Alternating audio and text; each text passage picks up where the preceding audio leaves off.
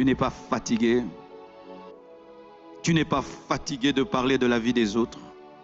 Tu n'es pas fatigué de parler du prix que Wesley a payé, du prix que Finney a payé. Tu n'es pas fatigué.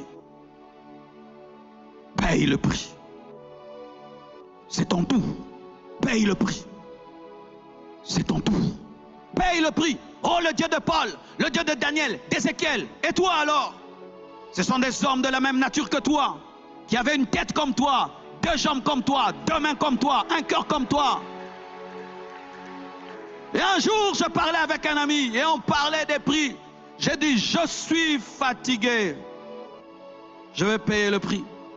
Lorsqu'une femme voit une belle robe au travers d'une vitre et cette robe est sur les épaules d'un mannequin, qu'est-ce qu'elle fait quand elle veut cette robe? Elle va casser sa caisse. Elle entre dans le magasin et elle paye le prix. Et il est temps que tu dises, Saint-Esprit, je veux cette vie-là. Je veux cette vie-là. Quel est le prix?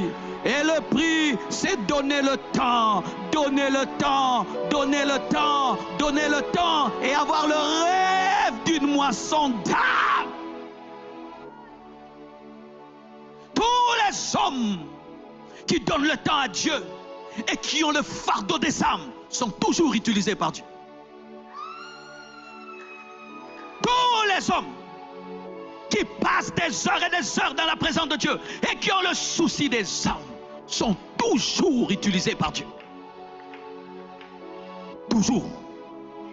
Toujours. Je ne parle pas de ces 5 minutes avant de dormir. Je ne parle pas de ces 5 minutes avant de quitter ta maison. Je parle de passer du temps